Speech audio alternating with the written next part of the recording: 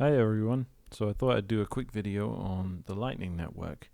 I talk about this a lot to people, and it always ends up coming across with quite a lot of mystique, because it's just so complicated to explain to people when usually they've only just begun understanding Bitcoin. So understanding Lightning is way more complicated than well, you can't understand it until you understand Bitcoin in the first place, and understanding Bitcoin takes a long time as well. So um, what happened to me just now is I got past the Lightning Network torch, and I'm going to try and explain what that means. Um, Basically, Bitcoin is a lot of things. We know that, right? Bitcoin is not just a currency, but it's the payment network on which the currency moves around as well. So that can be a little confusing for people at the beginning. But it has its strengths and it has its weaknesses. And I say weaknesses, I just mean it's not appropriate for everything. And a good analogy for this is you just wouldn't use a banker's draft or a wire transfer to buy a pint of beer because it's just not the way you use money. It doesn't mean that dollars are suddenly not going to buy you those things, but there are certain payment methods and certain networks that are more appropriate for big transactions. That's Bitcoin itself. It didn't used to be like that. We call this the base layer or layer zero. It didn't used to be like that because you could just do any transaction on the Bitcoin network because no one really knew what Bitcoin was and the limited resources that Bitcoin offers as a result of keeping the resource requirements to those wanting to run and verify things independently as low as possible were enough for everyone to do everything they wanted basically for free with regard to transactions and moving money around on the Bitcoin network. That wasn't a model that was designed to last, and it's pretty much over now that we have the ability to say, hey, I'll send you some Bitcoin. Sure, there you go. Oh, I'm going to pay for a haircut. All right, here's $20 worth of Bitcoin. That's not realistic anymore. That's like sending a wire transfer for a haircut. You just wouldn't do it because it's not an appropriate network for it. The reason we had to keep, well, I've already explained in other videos, especially my first video on this channel, the Fork War video, why you have to keep block sizes small, because it's just an essential part of maintaining decentralization. But block sizes being small means they can only fit a certain amount of transactions in them, and miners will only include transactions in blocks that, they'll include the higher paying fees, the transactions that pay higher fees before the ones that pay lower fees, because it's their right to do that, and they will take the transactions that pay them more than, it's like there's only 10 taxis an hour, and there's all these people lined up outside the airport. If all the customers say, hey, I'll pay 8 times the normal rate, those ones are the ones that the taxis are going to take first. Something like that. So, but this is Bitcoin, right? So it's smart money, it's a digital network, and Bitcoin transactions are not just from A to B to A to B to C to D or whatever. Bitcoin transactions can be multi-sig stuff, and we can do complicated and sophisticated things inside Bitcoin transactions. And now we have an entire network sitting on top of Bitcoin called the Lightning Network. And what that does is it allows you to make a payment on the base chain. So right now that's going to cost you maybe $10 or $20, because blocks are absolutely coming in very slowly at the moment due to a huge power outage in one part of China, where a lot of mining happens. What that means is there's a lot of competition for block space right now, and competition equates to having to pay more money to get your transaction into Bitcoin's blockchain. Um, so if you're prepared to pay a $10 fee for whatever, if you're sending, $1,000 in Bitcoin, that's fine. That's nothing. That's less than a credit card fee. But if you want to make small payments with your Bitcoin, you shouldn't really be doing it on the base layer anymore, because in a couple of weeks, probably the mempools will start to clear again, and at a weekend you can make a Bitcoin transaction for under $1 again. And you'd be smart to make that transaction one where you open a channel on the Lightning Network. And when you do that, what you're doing is you're sending your Bitcoin to a multi-sig address, which is a 2 of 2 multi-sig address, which means your Bitcoin are now sitting at an address that has 2 private keys, and money can't move from that unless both private keys sign the transaction that moves it from there. And that is your channel. So if you send a Bitcoin, for example, to something you generate on the Lightning Network, what happens is you make a channel with someone else on the Lightning Network. You decide between you how much money you're going to put in the channel that connects the two of you. And if it's all on your side, for example, then you open a channel with them. They don't even need to know you're doing this. You just open a channel with them. You make its capacity whatever you like. It can be a Bitcoin. You pay a transaction fee on the Bitcoin network, which might be anywhere from $2 or $3 to $20 to $30 if you want to get in right away. And at that point, you have a channel on the Lightning Network. And what that means is if this channel's capacity is 1 Bitcoin, because that was the size of the transaction you did, that means you can send a Bitcoin on the Lightning Network, not just to the person you connected to, but to everyone that person's connected to, and to everyone those people are connected to, and you're 2 or 3 handshakes away from everyone else on the Lightning Network pretty quickly. It's a nice way to connect. It's a decentralized network, just like Bitcoin is. And what can happen once you're in the Lightning Network is you can make millions of payments, all for basically nothing. And at the end, when you decide to sum everything up, you do one more transaction on the Bitcoin base chain, and you've paid 2 transaction fees. And within that, you might have done millions of transactions. This, again, is another combating to the energy FUD we face all the time, where people will tell us, Bitcoin uses blah blah amount of energy per transaction, and I'm saying you don't know how many transactions are contained within the information you see in the blockchain, because there are other layers sitting on top of blockchain now. But this video is mainly about Lightning Network. So what I tend to do is I wait for weekends to come along, because block space is generally a bit more available in weekends, and I open channels on the Lightning Network. And that means when I do need to pay people using Bitcoin, I don't need to deal with transaction fees. I can just easily pay them, usually small amounts. Lightning Network isn't well designed for large amounts. I would like to point out that it's quite buggy, it's quite new, it's nowhere near as old and established as Bitcoin is. But sadly, I like to praise it more than insult it, because Lightning Network gets attacked endlessly. Bitcoin gets, and I don't mean it's attacked on a technical level, I mean, or like with hacking or something like that. I mean, it gets attacked in the media and by mainly shitcoiners, because it ruins all of the shitcoin narratives. Usually, there's not. If once you have Lightning Network, all of the conveniences and the allure of a lot of shitcoins disappears. Because Bitcoin, you can complain about certain things in Bitcoin, but Lightning Network fixes everything that's wrong with Bitcoin, because Bitcoin doesn't try to do everything, because it can't. What shitcoins tend to do is try to do everything, like Ethereum, and because they try to do everything, they fail at doing everything, because they don't. You can either be good at something, or you can be mediocre at everything. And Ethereum's gone along and sacrificed decentralization and scalability and all this stuff, and Bitcoin's just like, well, look, we'd love to make transaction fees super cheap on the base layer. It would be great if I wanted to pay 2 cents for something, I could do it using Bitcoin and just send Bitcoin from my wallet to your wallet easy. Unfortunately, if you want to allow for that and for this thing to be global, that means no one can run full nodes anymore, because so many billions of transactions will be going on all the time that the amount of data in the blockchain will become so much to verify that you won't be able to run a Bitcoin node on one of these anymore. You'll have to host a whole data center, and that means, yes, we've lost the decentralization of everyone being able to make tiny transactions, but we still have the decentralization of maintaining the security of the network, which is more important and harder to understand. So this has basically been left as a problem, saying, look, Bitcoin's not perfect. It's great as a medium of it's great as a store of value. It's great as an unconfiscatable asset. It's perfectly scarce. It's just fantastic in so many ways, but it sucks as a medium of exchange. It didn't always, but it does now, and it always was going to. So there was always sort of an idea that something's going to come along that is going to be layer 1 or a second layer to Bitcoin. It's not the base layer anymore. And there are a few networks like that. There's a federated sidechain called Liquid, which is run by a federation. And lots of it was invented by Blockstream, a very a prominent company in the Bitcoin space.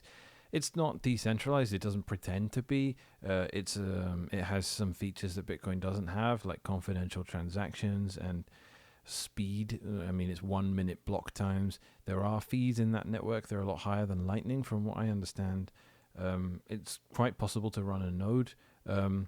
But generally, if you're converting Bitcoin to liquid Bitcoin, which is Bitcoin sitting on the liquid network, generally you have to do it in a very KYC friendly manner, and I try to avoid that. And it's not really the most fun thing to do, but there are applications for it. Just one example is liquid Bitcoin, or liquid CAD, or liquid Canadian dollar, which is a project run by Francis Pouliot, who runs Bull Bitcoin, the biggest exchange in Canada. Well, not the biggest, but a big exchange in Canada, and also one of my favorites in the whole world. I always advocate for that. And he has a project called Liquid CAD, which means you can have Canadian dollars, but on the liquid network rather than Canadian dollars that are actual Canadian dollars. And this means basically your Canadian dollar starts moving around like crypto rather than like traditional money, and it's suddenly way easier. You can move it instantly, and there's all the like moving hundreds of thousands of dollars that are just dollars using bank accounts and stuff like that is an absolute like pain in the ass. Moving LCAD around is really easy. So it's sort of the cryptoization of everything. But anyway, back to Lightning. Lightning's a more interesting network than Liquid for a lot of reasons. But I'd like to point out that when you do research on it, there's a lot of very salty shitcoiners that are very annoyed that this thing exists, who have very, very corrupt interests in trying to make the thing look ineffective. And there have been long, dishonest posts on Medium by people saying, I tried to make a payment on Lightning, it failed, then my channel got closed and my money was stolen by the other party, and all of these things that they can all technically happen, but they're all very unlikely to happen, and they are you can make these problems happen if you want. But if you're trying to make Lightning Network look shit and ineffective, you can do some stuff on it and deliberately shoot yourself in the foot and go, oh, I lost all my money. Because it's possible to do, and because it works in a different way. When you receive Bitcoin, you generate a Bitcoin address. You can do this offline, and then you just tell someone, I'm going to give you some money, give me some Bitcoin. You give them your address. This can be done offline, and then they just send some Bitcoin to that address.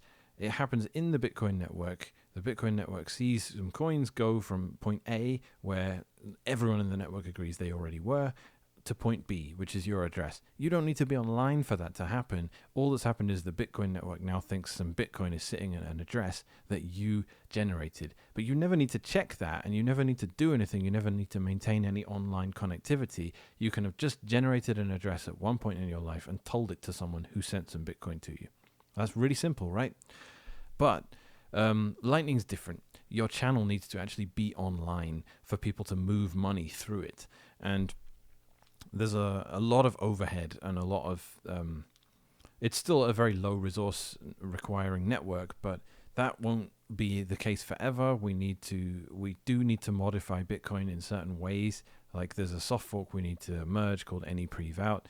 That's going to take another couple of years, but even though that's not there, Lightning is very, very much usable and effective, and its main thing is for small payments. If you're going to send thousands of dollars, you can use Lightning for it. Often it can be hard finding a route, because if your person is 3 hops away, you need every channel in between you to have that much capacity, and it might not, because people generally have very small amounts in the Lightning network. One, because it's pretty experimental.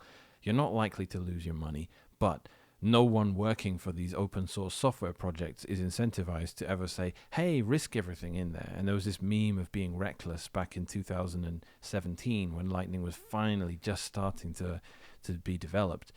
2017, the reason that is because of the fork war that we fought and won and got SegWit in as an upgrade into Bitcoin. Lightning needed SegWit. And that's another reason why people insult and complain about Lightning so much, because it's a scaling solution for Bitcoin, and people don't like Bitcoin scaling because they are offering you an alternative, and they want you to take the alternative. They don't want Bitcoin to scale and ruin their alternative's business model. So guess what? Lightning is the scaling of Bitcoin, at least with regards to transactions. It means we don't bloat the blockchain because stuff starts happening off-chain.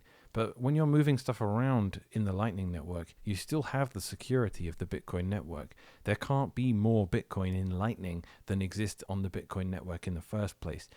What's happening is you're just moving stuff off-chain into a multi-sig address, moving stuff in an independent network that's all tied back to the original chain. And if you're ever done and you decide to close your channel, it's just one more transaction. So you're just doing 2 transactions in the Bitcoin blockchain. That's it.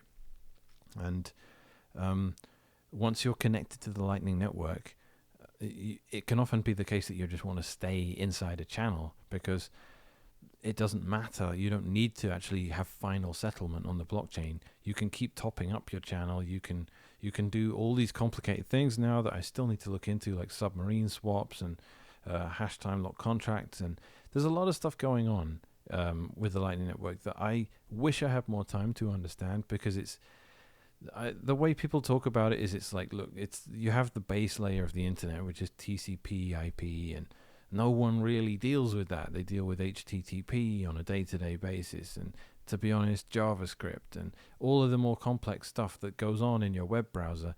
But the TCP/IP layer, you don't look at it. That's just packets moving around. Like, it's all based on top of that, but it's not actually the sophisticated stuff. Like, TCP/IP is not a way for you to watch videos on YouTube. Like, no way.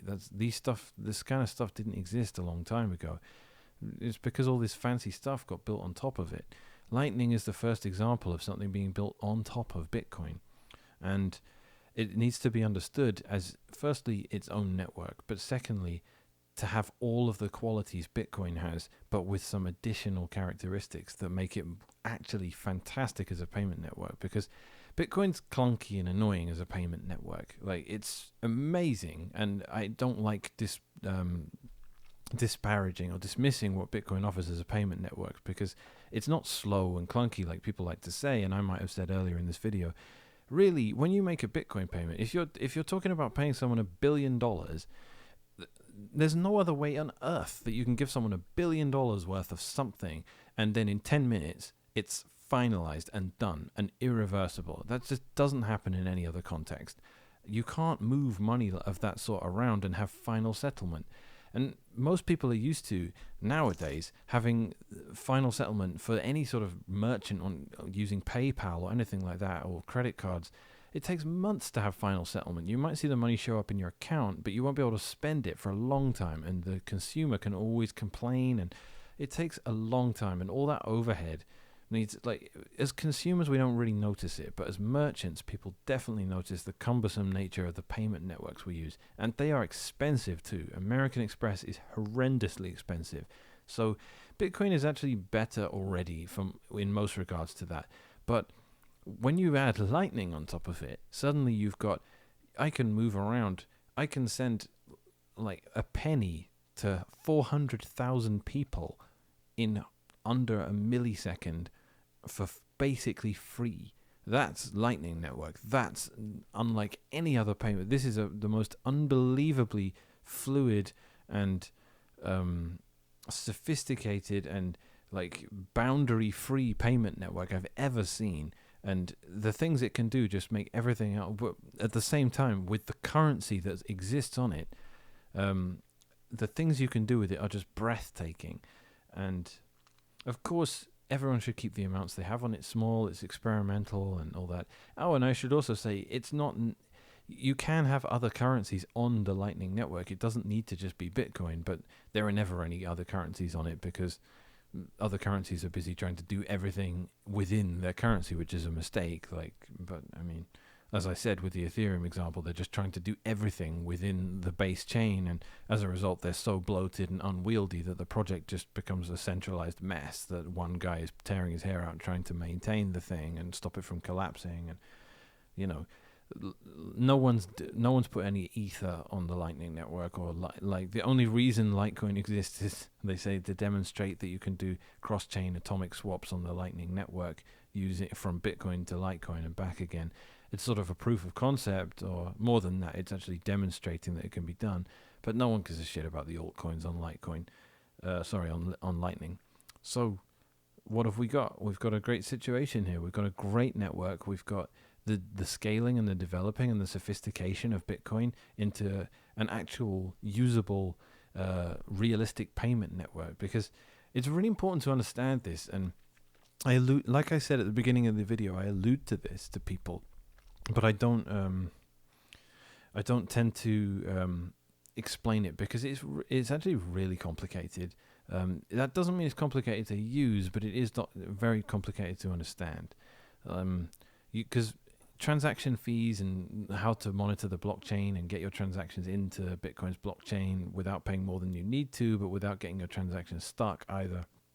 That stuff's all beyond most people when I try and explain Bitcoin to them in the first place. But then moving on into Lightning, you have to understand all that to begin with before you can even understand Lightning. So, and it's not a shitcoin. When you have Bitcoin in the Lightning network, it's not a different currency. It's not its own crypto.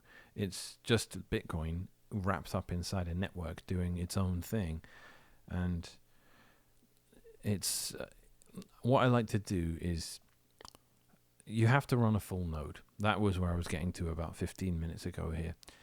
If you want to run Lightning, you can't really have your node go offline, because that's when bad stuff can happen. It's unlikely to, yet again, like my Lightning node's been down for about a week due to a corruption on an SD card. Nonetheless, when I'm done resyncing in a day or two, I'm sure that everything will be there. There are incentives in the Lightning network. Maybe I should explain a little bit of the technical elements of it here.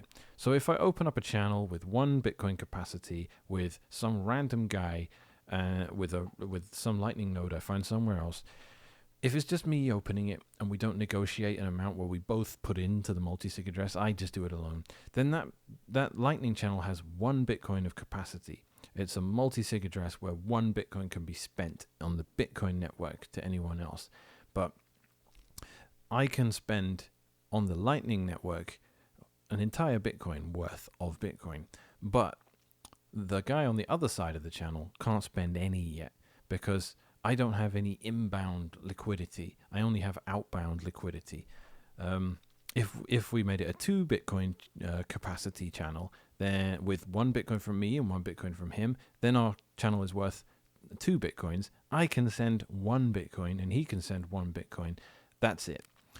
In Lightning, you need to spend money to make money. That's how it works. So if I open a 1 Bitcoin channel, 1 Bitcoin capacity channel on the Lightning network, and it's all 1 Bitcoin of my own, no one can send me any Bitcoin yet, because I don't have any Bitcoin that I've already spent on the network. I really hope I don't screw this explanation up.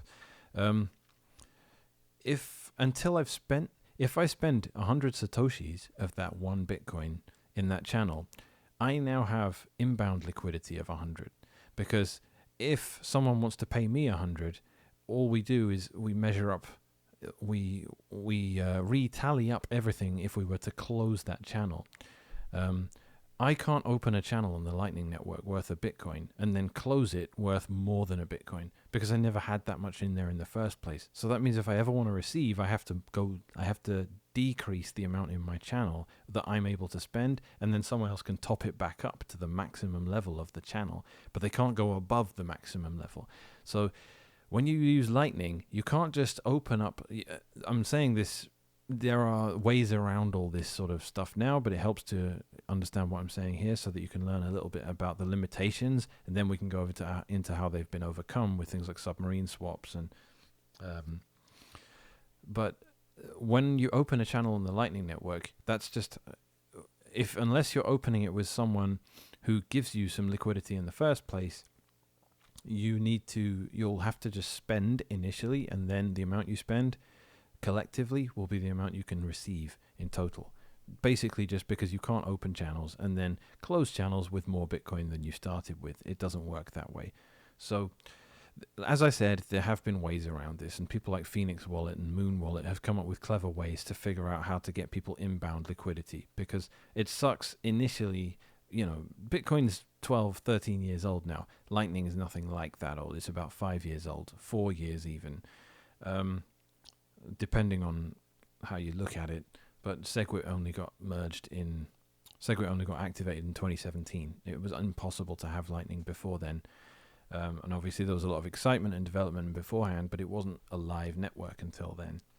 So, well, it was on testnet. I need to stop with the tangents here. So, if you're wanting to become a new Lightning user and you make a wallet, you can't receive any Bitcoin until you spend some Bitcoin. That's not true now because of things like Phoenix Wallet and Muun Wallet, and they have figured out clever ways to get you some inbound liquidity right off the bat. And that's great, because that means basically if you are gonna do some gardening for me, or accept it for a pizza or something, I can tell you about it and you can go, oh, what's this? You can download the Lightning wallet. You can write down your backup. Yes, actually write down the backup. I'm talking to, I don't know, if you think I'm talking to you when I say that, I am talking to you. Write down your backup. If you lose it, and you lose your phone, then yes, your money is definitely gone and there's nothing anyone could do about it. Write down the backup, guys. It's small money you're dealing with here. It's not your big Bitcoin stash. It's just a little bit of Lightning, a bit of pocket change, but nonetheless sucks to lose it. But yeah, then you have a Lightning wallet on your phone, and if it's Muun or Phoenix, then you can receive straight away. Phoenix do charge like a 0.5% fee or something per channel, I think it is, that they have to open, and depending on how you transact, you might not need many of them to be open. As I say, once a channel is open in the Lightning Network, you can make billions of payments with it. And it can go to from, I bought 88.3 milliseconds worth of streaming because I didn't want to watch this advert, and I paid per millisecond with like a fourth, like a Satoshi each millisecond, and like all of this stuff becomes, you just can't do any of this on the Bitcoin blockchain. You have to wait 10 minutes for confirmations on average, and that's no good. Like Lightning is just everything's boom, boom, boom, boom, so quick. So. And it's you have all these. Once you have a channel open, you can do so much basically instantly and basically for free, over and over again. And then when you're done with it, if you really want, you can just close the channel. But I don't think you will. It's like, what's a good example for that? I don't know. Unfortunately, I can't think of one. But once your Bitcoin are in a Lightning channel, it often makes sense to just leave them there. And another funny one is if you put like $1,000 in a few Lightning channels, and every month or so you spend $100, you tend to just watch as your wallet remains at about $1,000 because Bitcoin just keeps going up in value, and no matter how fast you spend it you have the same dollar value, even though you're spending like maybe 5-6% of it a month, because that's Bitcoin, right? So. Yeah, that was I opened about $1,000 worth of channels last summer, and that was summer 2020, and it's worth about $1,300 now. That's because I've been spending the whole time, but only for tiny little payments. So, yeah, like Lightning is essential to understand if you want to use Bitcoin as a practical medium of exchange. It's really disheartening when I get people into Bitcoin and they want to adopt it as their own standard and use it on a day-to-day basis, and I have to explain to them that that's just not practical. It was basically all the way up until really a year ago, I want to say. It became unusable in 2017 for a while because we had to deal with the spam attacks from miners who were trying to make it look like Bitcoin was going to die if it didn't have bigger blocks. That was part of the fork wars, of course. But the minute we won the fork war, they stopped the spam and the Bitcoin blocks became fairly empty again, and we could, well, not empty, but they weren't full, so there was space in them, so that meant miners would take very, very low fee transactions because why not? Let's take it. There's no more competition. If the block is 90% full and you pay them, 1 cent for a transaction, they're going to include it because why not? They'll still make a cent from it, and there's 400 people doing that, so let's take all the plebs. No, that's no longer possible. Now it's been consistently hard to get a transaction in for under 20 cents, even at weekends, even if you see a lucky period where 5 or 6 blocks are found in a 10-minute window and the mempool gets really quite drained for a minute. even then, if you try and slide your transaction in, then you're still going to be paying about 10 cents or something. And obviously, right now, if you're watching this video on April 22nd, 2021, we're having like an absolute complete flood at the moment of transactions, and the difficulty is halfway through a reset, and it's about to drop by 25% because so many miners went offline over the last week or so. So that's meant blocks are coming very slowly right now, and there's still the same amount of transactions, which means the fee competition is enormous. At the moment, we're looking at $30 or something to get a Bitcoin transaction in the blockchain. $30 worth of Bitcoin. That's a lot. And look at paying that if it's Bitcoin, right? That's $300 worth of Bitcoin in a year, or $3,000 worth of Bitcoin in 5 years.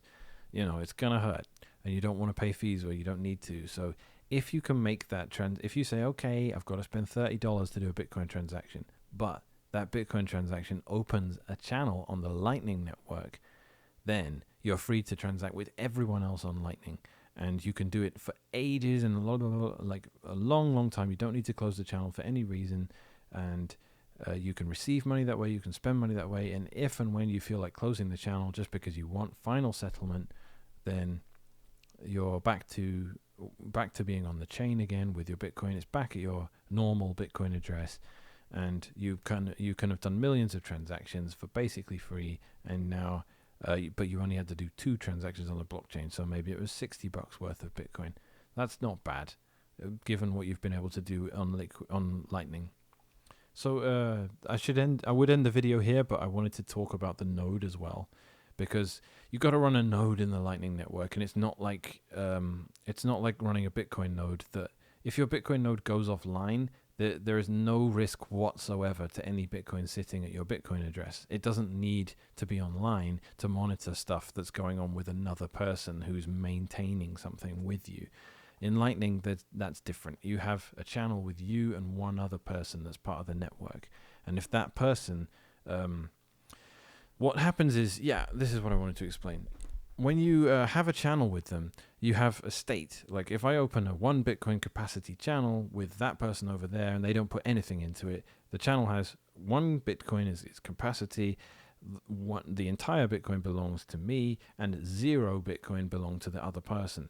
If I want to spend 100 sats now to anyone, the 100 sats has to go through him because that's my 1 channel into the Lightning Network, and then it goes from him to someone else, and maybe it costs 2 sats along the way in fees for each hop, and a sat is an 100 millionth of a Bitcoin, and you can also divide sats into fractions of sats on the Lightning Network. But that's besides the point. You have you can spend sats and what was my point? When you do it, if I spend 100 sats from my node to some other random node, my channel that I have with one other guy now moves. The capacity goes from I own a whole Bitcoin, he owns 0 Bitcoin, to I own 1 Bitcoin minus 100 sats, which is 0.999999900 Bitcoin. I think I got that right. Dislike the video if I didn't. And the other guy on the other end of the channel owns 100 sats, minus any fees. There's some fees in there going. He rebalances his channels. Now he's got one of his channels now has 100 sats that he can receive. I have 100 sats now that I can receive through this channel. He has 100 sats that he can spend through the channel now and receive on the one where it connected to the rest of the network. So I can now receive 100 sats on the Lightning Network. That's the point. And I've created inbound liquidity for myself. So, but what happens is when we do that one transaction, nothing hit the Bitcoin blockchain yet. If we decide to close the channel then and there, we broadcast a multi-sig transaction, a transaction from our multi-sig address, which is the channel, and we send 100 sats to him, and we send the rest of the entire Bitcoin back to me. So 2 transactions happened on the blockchain, and 1 transaction happened in the Bitcoin in the Lightning Network. But the point is, you wouldn't do that, because what's the point? You'd make hundreds of transactions, like 100 sats here, 100,000 sats over there, 50,000 sats back to me, whatever. Every time you do a transaction, you update the channel state with a contract that says money has been moved. Here is the new balance of the channel. And you can keep doing that forever, and rebalancing and rebalancing and rebalancing. And when you're done with your channel, you just broadcast the final state. And that is the thing that is how you move Bitcoins out of the channel back onto back to an address you control and an address they control, because the money gets divided between you in the way that is akin to the most recent state. But of course, there is always the trick, right? What if you spend half of the Bitcoin in the channel on the Lightning Network, and now you have half a Bitcoin, and the channel state says you have half a Bitcoin and they have half a Bitcoin. Now, supposing they buy something from you over Lightning and they send you back a quarter of a Bitcoin, your channel state, your new state, says you have 3/4 of a Bitcoin and they have 1/4 of a Bitcoin. But what happens if they take the old state and broadcast that and close the channel with that? Then you're screwed, because then you're going to be robbed of 1/4 of a Bitcoin, because they're broadcasting an older state where you only had half a Bitcoin, not the one where you had 3/4 of a Bitcoin. But this is why Lightning nodes tend to need to be online all the time, because if they did try that, you need to notice, and if you do notice, you get to broadcast a punishing transaction where you get to take everything in the channel. So that disincentivizes people from ever trying this. Even if the node they're communicating with goes offline and they think, I'll broadcast an old state and steal some money from them. If you try doing that, a watchtower will pick up on it, the node will probably come online immediately and then go, you tried to rob me, now I get the entire balance of the channel. That keeps everyone honest. You can't rob people in Lightning. You can get money that you don't actually own if people try to rob you. So I've never had anyone try to rob me before, but of course people say it happens and people like to throw shit at us, but I've never seen it. But yeah, that incentive structure exists there. You have constantly updating channel states, and that's basically the mechanics of it. I hope that's all clear, and I hope it's exciting for you, because Lightning is what everything's going to look like now. You have marketplaces and apps built on top of Lightning because it's practical to use them. Like if you want to have like all these techno-utopian visions of like the sort of more open-minded people that come to Bitcoin and go, we can do this and this and this. Actually, a lot of it you can't really do with Bitcoin, but you can do a lot of those things with Lightning. Like, playing MMORPGs and like money in games and moving money around rapidly and just, in tiny amounts, like doing any stuff like that, you need Lightning to do it. It's just not practical in Bitcoin. Bitcoin is much more like huge financial final settlement layer. It's the best one we've ever created. It's fantastic because, like I said, you can't move large amounts of money and have final settlement around this planet in any way like you can with Bitcoin. Everything else is incredibly expensive and clunky and slow, and like you're talking weeks to do international wires and huge banking fees along the way and endless fraud checks and complaints about what the purpose is and all this bullshit. Doesn't happen with Bitcoin. Bitcoin is final settlement probably in 10 minutes. There's no other situation where I could I'm going to sell you my house and I want blah blah blah, I want 35 Bitcoin for it, and then they send me 35 Bitcoin in the blockchain, and in 10 minutes I go, yeah, I have that, here's my house, sign the piece of paper, you got the house. That just doesn't happen. Like, there's so many hoops and complicated things you got to jump through when you're moving shittier money around on crapper networks that are all centralized. And so Lightning is just an amazing thing, and once you use it, you feel the power, and I encourage you to get involved in it as quickly as possible. And if you want to comment on this video and ask me some questions about how to get started, you do need, if you want to use Bitcoin properly, you need to run a full node. But if you want to use Lightning properly, you also very much need to run a full node. And Lightning requires a Bitcoin node running underneath it.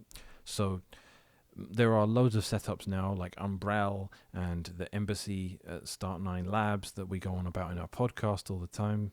Then there's Raspberry Blitz and MyNode and Noddle. There's loads of projects out there. A lot of them are free, and there's also CipherNode, I should say, made by a friend of mine. There are loads of these projects. Some of them are more reliable than others. Some of them are free. Some of them aren't. Some of them, all of them, you should attempt to compile yourself and make sure they're doing what they're supposed to be doing.